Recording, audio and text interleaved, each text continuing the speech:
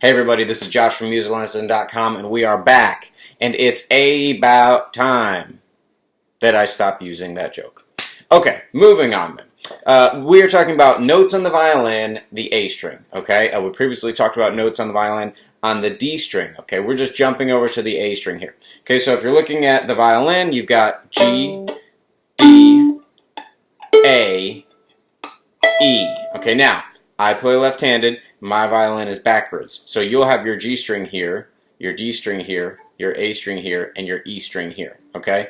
But going from the order, G string being lowest, D string being next lowest, A string up from there, E string being highest, okay? You can also do them by width, okay? If you've read some of the articles that we've already had, it explains exactly that. Highest string is the smallest in diameter, okay? The A is the next largest in diameter, the D is the second largest in diameter, the G is the largest in diameter, okay, and lowest in pitch, okay, so that's how you can kind of tell. So we're doing the A string, okay, right here, alright, so we're going to do it on the A string. Now, if you're using the dope fret finger locator system, which I highly recommend, you're going to see the yellow tape, the red tape, the blue tape, and the orange tape. Yellow tape being first finger, red tape being second finger, blue tape being third finger, orange tape being fourth finger. Sorry about that. And you'll also notice in the picture that I provided that the don't fret system actually has white tapes on it, okay? Those white tapes will serve purposes later on as well for certain fingers to play on, but not today, okay? What we're doing is we're creating muscle memory in first position with specific notes and specific fingers that you can use easily to play some songs right now. Those other tapes will come into play very soon, okay, but not today. So stick with the tapes, stick with the intervals and the spacings that they have for right now. Okay, so let's start with it from the beginning, all right? Specifically talking about the A string and talking about the notes that are on the A string, okay? So here's your open A, all right, and I'm going to lean over a little bit. This is not good posture, but I'm going to show you, okay? So A, B, C sharp, D, and then E. And I'm doing that for posterity and being thorough, sake of being thorough. I say that in the article. We'll get to that in a minute. Let's talk about the first tape, okay? The first tape on the A string is your B note, okay? That is your first finger on the A string, okay? And that's where that's going to be placed down. Remember, always on the tip, okay? The second finger is on the red tape, okay? And the second finger on the red tape on the A string is called a C sharp. Okay, a C sharp. Now, on the D string, you'll remember that we had the F sharp. Now, sharps look like what most people know as hashtags today, okay? Before they were hashtags, they were pound signs for phones. And before they were pound signs, you guessed it, they were sharps in music, okay?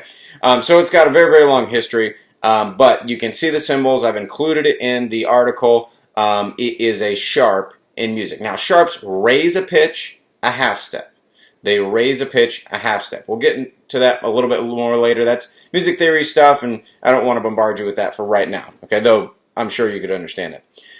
Getting to the blue tape, that's your third finger on the A string, okay? And that is the note D. That is the note D, okay? Then you've got your fourth finger on the A string, and that is the note E. Now, you say to yourself, well, Josh, we have an open E on the violin, and you would be correct, and that would be a very astute observation. This is going to be just like we did on the D string, where you put your fourth finger down, and the fourth finger was the next string up, the A. Same principle here, okay? Fourth finger on the A string is also the E string.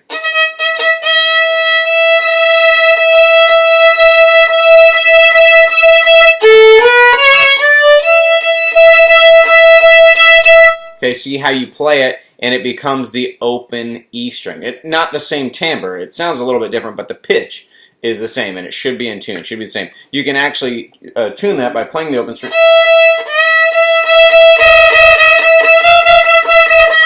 Am I in tune? Ooh, that's not in tune, right? Still not in tune. There we go. Now I'm in tune. So you can tune that with the open E string. That's the nice thing about it.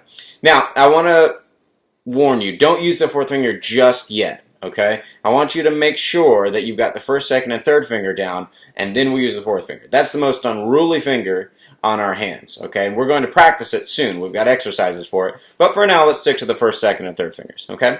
All right, so use that to your advantage. Practice these notes, and I just want you to place the fingers down. Start placing the fingers down like this. Okay, maybe for 2 or 3 days. Okay? And then go to pizzicato. Okay?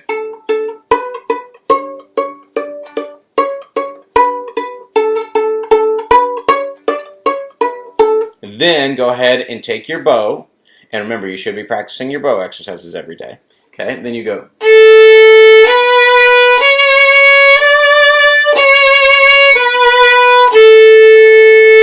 Okay, and then you can kind of step it up from there, and the next article will have some finger fun for you to work with, okay? So you can practice that, work on it. When you feel comfortable, you feel you've got some muscle memory made, go ahead and go to the next article, and it will take you to the next step so that you can start playing some songs a lot sooner, all right? Hope this helped you guys. Keep practicing. Head on over to the next article. Check out some of our music studies articles, like things for how to practice, tips on how not to practice, and some other things that could be very useful and valuable to you in your musical career. All right, so check that out. Have a great evening, and music is magic.